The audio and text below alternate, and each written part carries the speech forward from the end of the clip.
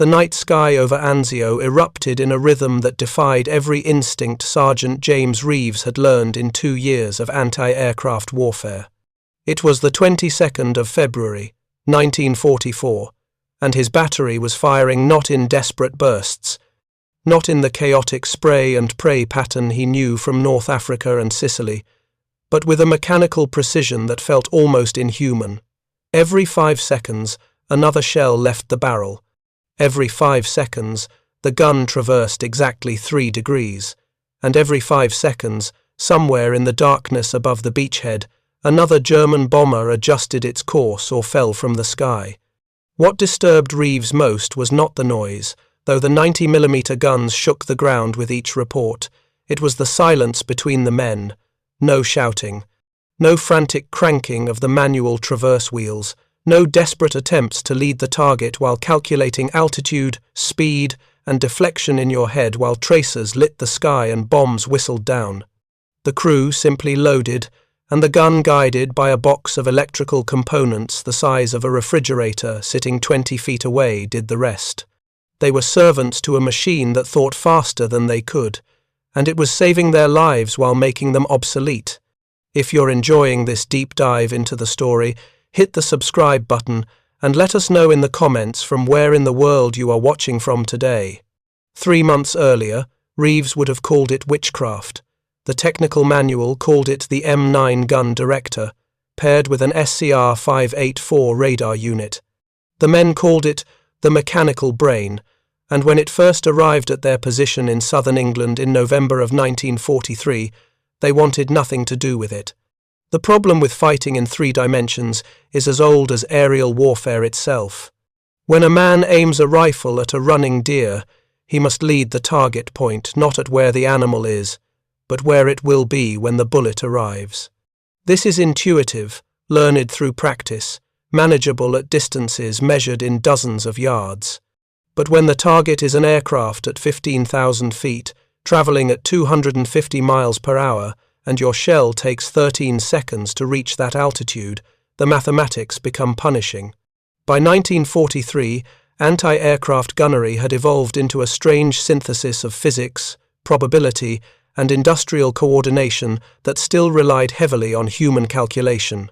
A typical American 90mm anti-aircraft battery consisted of 4 guns, served by crews of 9 men each, coordinated by a director crew equipped with optical rangefinders and mechanical computers. The director crew, usually positioned in a separate pit with unobstructed views, would track the target through their instruments, calculate altitude, range, and bearing, then transmit these settings electrically to the guns. The gun crews would manually set their weapons according to these instructions, then fire. This system, refined through decades of development, represented the pinnacle of conventional fire control. It was also maddeningly inadequate. The fundamental constraint was time. From the moment a target was acquired to the moment a shell burst near it, 12 to 15 seconds elapsed under ideal conditions. In that time, the aircraft moved nearly a mile. The director crew had to predict not just where the aircraft was going, but where it would be at the precise moment the shell arrived at that altitude, a problem complicated by wind drift, air density, the ballistic characteristics of the shell itself, and the simple fact that aircraft rarely flew straight and level when being shot at. Even under perfect conditions, clear weather, steady targets, experienced crews, a conventional anti-aircraft battery, firing at a single bomber at 15,000 feet, had roughly a 2% probability of scoring a hit with any individual shell. This was not due to poor training or inadequate equipment. It was the brutal mathematics of trying to hit a moving point in 3-dimensional space with another moving point, when both points were separated by miles, and your tools for measuring their relative positions were updated only every few seconds. The limitations revealed themselves most starkly at night. Optical rangefinders were useless. Searchlights could illuminate targets, but coordinating searchlights with guns was its own nightmare, and a single aircraft could slip between searchlight beams. Sound locators, massive concrete or metal horns that operators used to track engine noise, provided crude directional information but no range data, and sound travelled slowly enough that the aircraft had often moved by the time its engines were heard. The result was that night raids, particularly by fast bombers flying above 12,000 feet, faced minimal effective resistance from anti-aircraft fire. Crews fired on instinct, sound, and hope, expending hundreds of shells for each aircraft damaged. This was the tactical reality that governed anti-aircraft warfare from London to Leningrad, from Pearl Harbor to Berlin. You could thicken the air with steel and fire. You could train your crews to mechanical perfection. But at the end of the night, you counted your shells expended and your targets escaped and accepted the ratio as a law of physics. And then, in the autumn of 1943, the law changed. The device that arrived at Sergeant Reeves's battery position outside Portsmouth looked to his practiced eye like a collection of components that belonged in 3 different vehicles. There was a trailer-mounted radar antenna, a rectangular grid affair about 6 feet tall that rotated on a powered mount. There was a generator unit, rumbling diesel loud, feeding power to the whole assembly. And then there was the M9 Director itself, housed in a boxy trailer that the manual claimed contained 360 vacuum tubes, 40 relays, and enough electrical circuitry to predict the future. The technical representative from Bell Laboratories, who supervised the installation, was a civilian named Morrison, thin and pale in a way that suggested he had spent the war in laboratories rather than fields. He spoke with the careful diction of an engineer addressing soldiers, always aware that his vocabulary exceeded theirs but trying not to be insulting about it. "The radar transmits pulses," Morrison explained to Reeves and the battery commander, Captain Halloran, as they stood in the cold November drizzle watching his team run cables. "When those pulses strike an aircraft, they bounce back. By measuring the time between transmission and return, we're talking microseconds here. The system calculates range automatically. The antenna is mechanically linked to the director, so we also get bearing and elevation." "How's it different from what we've been doing?" Halloran asked. He was a West Point man, artillery through and through, skeptical of anything that couldn't be explained with a slide rule. "3 ways, Morrison said, holding up fingers. "First, it's automatic. The radar locks onto the target, and the director continuously updates firing solutions without human calculation. Second, it's fast. New data every revolution of the antenna, that's about 2 seconds. Your current optical system updates maybe every 5 to 10 seconds, and only if your crew is very good. Third, it works in any weather, day or night, smoke or clouds. The radar doesn't care." Reeves watched the antenna rotate, its mechanical hum steady against the wind.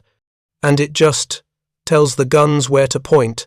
"Not just where to point," Morrison said. "Where to point and when to fire.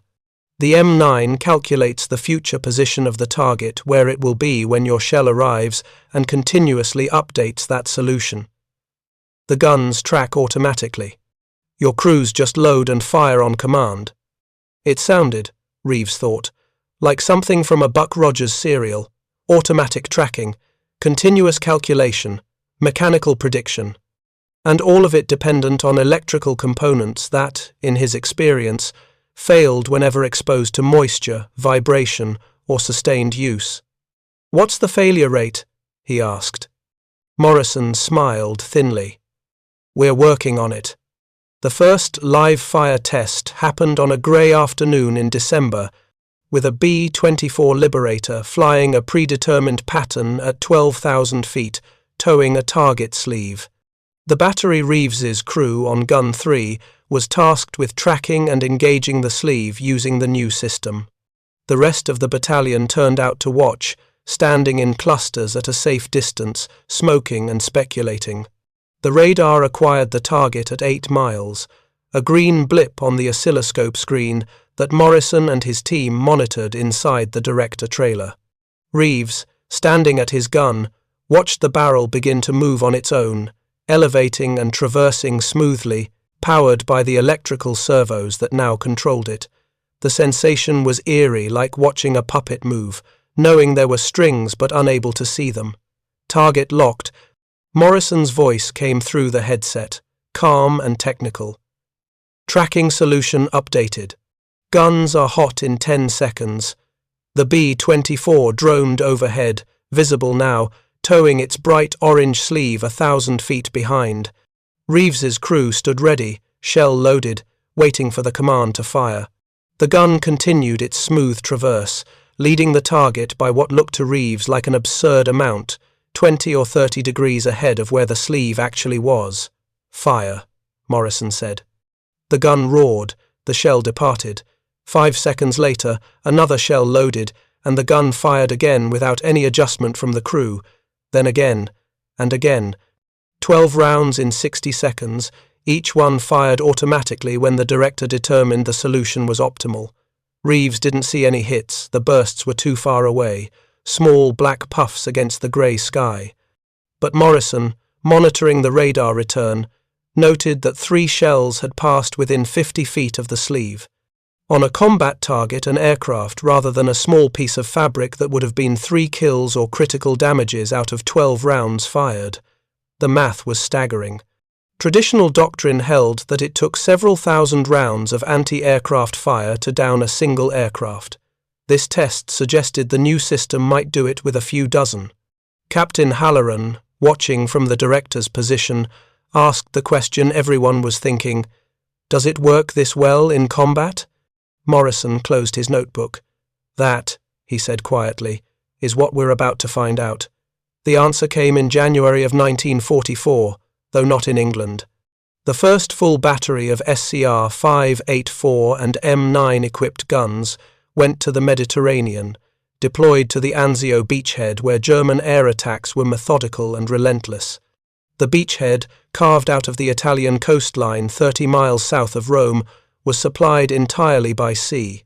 Every ton of ammunition, every ration, every replacement soldier came in through the port. The Germans knew this, and their bombers came every night, Junkers, 88 seconds mostly, sometimes Heinkels, flying at 10 to 15,000 feet, where conventional anti-aircraft fire was ineffective. The new radar batteries arrived in February and were operational within days. On their first night of combat, they tracked and engaged 11 separate raids. The results, transmitted back through channels and eventually reaching Reeves's battery in England, were almost difficult to believe. In 7 hours of darkness, the 4-gun battery had fired 412 rounds. They had confirmed 3 aircraft destroyed, 2 probably destroyed, and 4 damaged. The German raids decreased in frequency within 48 hours. Within a week, Luftwaffe bombers changed their tactics entirely, approaching the beachhead at wave-top level to stay below the radar coverage, accepting the increased danger from smaller caliber guns rather than face the 90 mm guided by mechanical prediction. The ratio of shells to kills had improved by a factor of 10. The psychological effect was larger still. The depth charges began 30 seconds after they passed 50 meters. The first pattern was wide, exploding perhaps 200 meters to starboard, but the sound of the detonations hammered through the pressure hull with enough force to make men's ears ring. Hartmann gripped the periscope housing and watched his commander, Kapitänleutnant Dietrich Kern, study the depth gauge with an expression of forced calm. They went deeper, angling down to 150 meters, rigging for silent running. Every unnecessary piece of equipment was shut down. The electric motors ran at their slowest speed, barely maintaining steerage. The crew moved with exaggerated care, avoiding any sound that might be picked up by the hunters' sonar above. But the hunters knew their business. The second pattern of depth charges was closer, detonating in a careful grid that demonstrated they weren't guessing. They were tracking. The U-boat shuddered, and flakes of paint drifted down from the overhead. The soundman's face was pale, his hands pressed to his headset. "Multiple contacts now. Herr Callot." "I'm counting. 4 distinct screw patterns. Maybe 5. They're boxing us in. 5 warships hunting a single U-boat." That was the new mathematics of the Battle of the Atlantic. The Allies had learned not just to defend convoys, but to hunt U-boats with dedicated support groups, flotillas of destroyers, frigates, and corvettes equipped with the latest detection equipment and freed from the responsibility of guarding merchant ships. These support groups could pursue a U-boat for hours, for days if necessary, calling in aircraft and additional ships if the submarine tried to escape. They coordinated their attacks with a sophistication that mirrored the wolf-pack tactics Dönitz had pioneered, but with far greater resources and technical advantages. U-456 endured the attack for 11 hours. They went deep, leveled off at 200 meters, and crept southward at barely 2 knots, trying to slip beneath the thermocline layer that might deflect the hunters' sonar. But 1943's sonar technology was improving rapidly. The British Type 144 sonar could maintain contact through thermal layers that would have broken tracking a year earlier. The escorts above adjusted their search pattern with patience, working in coordinated sweeps that left no gaps. Every hour, another pattern of depth charges would rain down, forcing U-456 to change course, burning through precious battery power. By the 16th hour, the battery charge was down to 30%. The air inside the pressure hull had grown foul, thick with carbon dioxide and the smell of fear. Men's faces were grey, their breathing shallow. The batteries wouldn't last another 6 hours at their current consumption rate. They had 2 choices, surface and fight, which against 5 warships would be suicide, or continue creeping along the bottom until the batteries died completely, and they'd be forced to surface anyway, probably in daylight. Captain Lieutenant Kern made his decision at dusk. They would surface in darkness and attempt to escape at high speed on the diesels, hoping the night and the U-boat's low profile would allow them to slip away. It was a gamble, but the alternative was certain death. At 8:30 that evening, U-456 rose from the depths. The conning tower broke the surface, and Kern climbed up with his binoculars, scanning the horizon. For 10 seconds, 20, there was nothing but dark ocean and stars. Hartmann, following him onto the bridge, felt a surge of hope.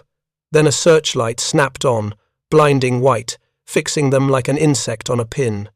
A destroyer had been waiting, maintaining position with its radar, and now it was barely a mile away and accelerating. The 4-inch gun fired, and the shell passed overhead with a sound like tearing canvas. Kern shouted for an emergency dive, but it was already too late. The destroyer was closing too fast. A second shell hit the water 10 meters off the port beam, and the geyser soaked everyone on the bridge. Kern made the hardest decision a U-boat commander could make. He countermanded the dive order, and instead ordered the deck gun crew up. If they couldn't dive and couldn't run, they'd fight. The deck gun, an 88mm piece mounted forward of the conning tower, had a theoretical chance against a destroyer if they could score hits to the engine room or bridge. It was desperate, but everything was desperate now. If you find this story engaging, please take a moment to subscribe and enable notifications. It helps us continue producing in-depth content like this. The gun crew scrambled forward, unlimbered the weapon, and got off 3 shots before the destroyer's gunnery found its range. The destroyer's shell struck U-456's pressure hull just forward of the conning tower, and the explosion was catastrophic. The blast tore through the control room, killing everyone inside instantly. Seawater poured through the ruptured hull. The U-boat's bow tilted down sharply, and the stern rose out of the water as it began its final dive. Werner Hartmann was on the bridge when it happened. The blast wave threw him against the periscope standard, breaking his collarbone. When he recovered his senses, he was in the water, the U-boat already gone beneath the surface. He had no memory of jumping. The destroyer was coming about, searchlight playing across the oil-slicked water, looking for survivors. He found a piece of wooden decking to cling to and waited to be picked up, his mind curiously empty, feeling nothing but cold. The British destroyer, HMS Hesperus, pulled 32 survivors from the water that night. 24 men had gone down with U-456. Hartmann spent the rest of the war in a prisoner of war camp in Canada. first at Camp 30 in Bowmanville, Ontario, and later at a work camp in Alberta. In the camp, he met other U-boat survivors, and in quiet conversations during the long prairie winters, they shared their stories. The pattern was always the same. The wolf pack tactics had stopped working sometime in 1943. The Allies hunted them now with support groups, with radar, with aircraft, with a coordination and technical sophistication that made the earlier U-boat successes seem like a fever dream. The statistics told the story with brutal clarity. In 1942, U-boats had sunk over 6 million tons of Allied shipping, while losing only 87 boats. By 1943, the ratio had collapsed. U-boats sank fewer than 3 million tons, while losses soared to 244 boats. In 1944, losses climbed to 241 boats, and by the time Germany surrendered in May of 1945, the U-boat service had suffered a casualty rate of 75%. 3 out of every 4 men who served in U-boats died. Of the 1,162 U-boats commissioned during the war, 785 were lost. It remains the highest casualty rate of any military branch in any nation during the Second World War. What has changed? The reversal wasn't attributable to a single technological breakthrough or strategic decision, but rather to a systematic evolution of Allied anti-submarine warfare that eventually overwhelmed the U-boat threat through multiple converging advantages. The technical changes were profound. Allied radar improved from primitive systems that could barely detect a surfaced U-boat at 2 miles to sophisticated centimetric radar that could spot a submarine's conning tower at 9 miles in complete darkness. The cavity magnetron, developed in Britain and manufactured in the United States, made possible the 10-centimeter radar wavelength that U-boat detection equipment couldn't pick up. By late 1943, this radar was being installed in escort vessels and aircraft at a rate that German intelligence didn't appreciate until it was too late. Aircraft were the second revolution. Early in the war, U-boats could dive when they spotted an approaching plane, and the aircraft's primitive depth charges had to be dropped while the submarine was still visible on the surface. By 1943, aircraft carried radar that could track submerged submarines through their slight disturbance of the surface water. They carried acoustic homing torpedoes that would follow the sound of a U-boat's electric motors. Most devastating were the long-range aircraft that could reach into the mid-Atlantic air gap where U-boats had previously been safe from aerial attack. The VLR Liberator's very long-range B-24 bombers modified for maritime patrol could fly 3,000 miles round-trip, closing the air gap entirely by mid-1943. But the technical improvements would have been less effective without the corresponding evolution in tactics. The British developed the support group concept specifically to hunt U-boats, rather than merely defend convoys. Captain Frederick John Walker of the Royal Navy pioneered many of these tactics, commanding the second support group with ruthless efficiency. Walker understood that the key to killing U-boats was persistent hunting, staying with a submerged submarine through multiple attacks, denying it the chance to surface and recharge batteries, forcing it to make mistakes out of desperation. Walker's ships hunted in coordinated patterns, using active sonar to maintain contact while attacking with depth charges, and hedgehog mortars, ahead-throwing weapons that allowed the attacking ship to maintain sonar contact right through the attack run. When one ship's sonar lost contact, another ship in the group would already be positioned to pick it up. They developed the creeping attack, where one ship maintained sonar contact and gave steering directions to a second ship, which approached the submarine silently and dropped depth charges directly onto the target without the warning of the attacking ship's engine noise. These tactics required practice, discipline, and sophisticated communication, but Walker's ships became devastatingly effective. His second support group sank 6 U-boats in a single patrol in February of 1944. The Allies also learned to hunt in wolf packs of their own, though they didn't use that term. Escort carrier groups combined air and surface assets in coordinated hunts that gave U-boats no respite.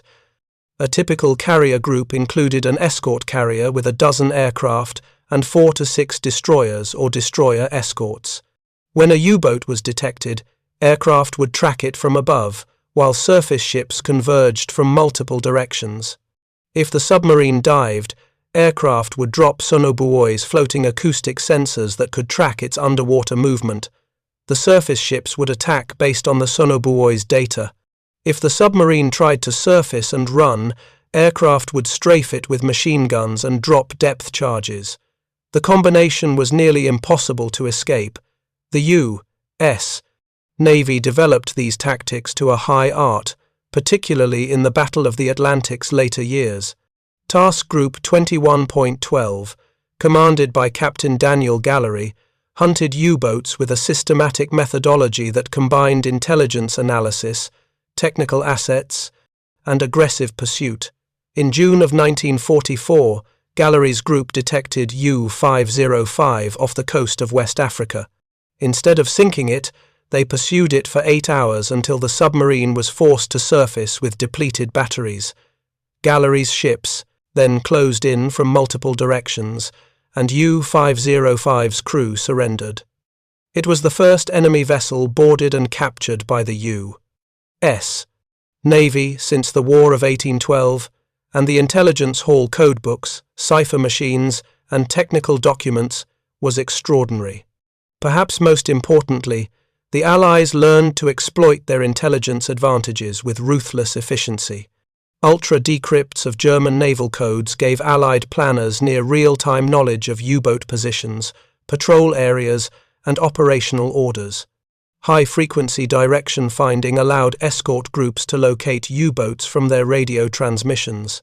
Interrogation of captured U-boat crews provided information on new technologies and tactics. This intelligence was fused into a comprehensive picture of U-boat operations that allowed convoy routes to be adjusted to avoid known U-boat patrol lines and enabled support groups to be positioned where wolf packs were forming. The Germans never fully understood how comprehensively their codes had been broken. Dönitz attributed his increasing losses to improvements in Allied radar and aircraft, which were real enough, but he never grasped that the Allies were reading his orders to the U-boats almost as soon as he sent them. When U-boats were repeatedly intercepted by Allied escort groups before they could attack convoys, Dönitz concluded that the British had developed impossibly effective radar. The true explanation that the British knew where to look because they'd read his positioning orders was beyond his imagination. The psychological impact on U-boat crews was devastating. Men who had entered the service during the happy time with confidence in their technical superiority and tactical doctrine now faced patrol after patrol where they were hunted from the moment they left port. The average life expectancy of a U-boat crew member fell to a matter of months. New crews were rushed through training as losses mounted, and the quality of both commanders and crews declined. The veterans who survived multiple patrols were exhausted, haunted men who recognized that survival was now primarily a matter of luck rather than skill. The U-boat bases on the French coast became death traps in their own right. Allied aircraft bombed the facilities relentlessly, and while the massive concrete U-boat pens could withstand the bombing, the surrounding infrastructure was steadily destroyed. U-boats leaving port had to run a gauntlet of aircraft patrols in the Bay of Biscay, and losses during these transit phases became so heavy that Dönitz ordered U-boats to cross the bay submerged, drastically increasing transit time and reducing the time they could spend on operational patrols. By 1944, the Wolfpack concept had been abandoned entirely. U-boats operated individually, avoiding contact with enemy forces whenever possible, focusing on survival rather than aggressive attacks. Dönitz introduced new technology, desperately the Schnorkel breathing tube that allowed U-boats to run their diesel engines while submerged, acoustic torpedoes that homed in on ship propeller noise, advanced Type XXI U-boats with dramatically improved underwater performance, but these innovations came too late and in too small numbers to affect the war's outcome. The final months of the U-boat war were a twilight of futile patrols and preventable deaths. Hitler and Dönitz insisted that the U-boats continue operations to tie down Allied resources, even though the campaign had long since lost any strategic purpose. Young men barely out of training were sent into the Atlantic in obsolete U-boats to be hunted down by Allied forces that now outnumbered them catastrophically. When Germany surrendered on May 8, 1945, 156 U-boats were still operational. Dönitz ordered their commanders to surface, broadcast their positions, and surrender. Many chose instead to scuttle their boats, unwilling to hand them over to the enemy. Werner Hartmann was repatriated to Germany in July of 1946. He returned to a nation in ruins, occupied and divided, its cities reduced to rubble. He found work as a merchant marine officer, spending the next 3 decades sailing the same waters where he'd once hunted Allied convoys. He rarely spoke about his wartime service except to other veterans, and then only in private. In 1973, he attended a reunion of U-boat veterans in Hamburg and met several British destroyer officers who had hunted U-boats during the war. The conversations were strained at first, but eventually moved to technical discussions of tactics and equipment. One British officer, a former lieutenant on HMS Starling, one of Captain Walker's ships, described the acoustic tracking procedures they'd used to maintain contact with submerged U-boats through prolonged attacks. Hartmann listened quietly and then asked the question that had haunted him for 3 decades. "Did you know where we were before we attacked? Did you read our radio messages?" The British officer hesitated, then nodded. "Not always, but often enough. We knew your patrol lines, your rendezvous points. We knew when wolf packs were forming up." Hartmann absorbed this information silently. The tactical superiority he'd once felt, the professional pride in the wolf pack doctrine, had been an illusion. The Allies had been reading the playbook while the Germans executed it. He died in 1989, just months before the Berlin Wall fell, ending the division of the country he'd once tried to defend. His obituary in the Hamburg newspaper made no mention of his wartime service. But among the papers he left behind was a memoir manuscript, never published, in which he reflected on his experience in the U-boat service. The final passage deserves quotation. "We believed we were wolves hunting sheep, sophisticated predators using revolutionary tactics to bring a great power to its knees. But we were never wolves. We were prey animals who briefly had an advantage in the dark. When the hunters learned to see in darkness, when they learned to coordinate as we did, when they brought to bear resources we could never match, the illusion shattered. The wolf pack worked until our enemies learned to hunt in packs of their own. Then it didn't work at all, and all that remained was dying. The reversal in the Battle of the Atlantic stands as one of the most complete tactical turnarounds in military history. The same doctrine coordinated group attacks exploiting superior intelligence and technology that made the U-boats so effective in 1940 and 1941 was turned against them with devastating effect by 1943 and 1944. The Germans pioneered the concept of wolf pack tactics, but the Allies perfected it, applying it with greater resources, better technology, and superior intelligence. The hunters became the hunted, and the Atlantic became a graveyard for the men who had once believed they controlled it. The legacy of the Battle of the Atlantic extends far beyond the tactical lessons. It demonstrated that technological and numerical superiority eventually overwhelm tactical innovation. It showed that code breaking and intelligence could be as decisive as weapons systems. Most fundamentally, it proved that victory in a prolonged war of attrition goes not to the side with the most elegant tactics, but to the side that can learn faster, adapt better, and bring overwhelming resources to bear systematically. The wolf pack was a brilliant concept, executed by courageous men, and it nearly worked.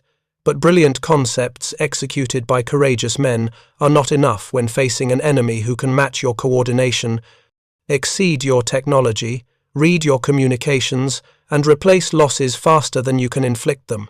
The German convoys were indeed terrified when Allied forces began hunting in coordinated groups But the more historically precise statement would be German U-boats, which had hunted Allied convoys in wolf packs with terrifying effectiveness, found themselves on the receiving end of even more sophisticated, coordinated hunting tactics that turned the predators into prey. The irony is exact and bitter. The tactical revolution that Dönitz pioneered was copied, improved, and used to destroy the force that created it. In the end, the wolves were hunted to extinction by wolf packs of their own, and the Atlantic was no longer dark enough to hide in. Thank you for watching. For more detailed historical breakdowns, check out the other videos on your screen now, and don't forget to subscribe.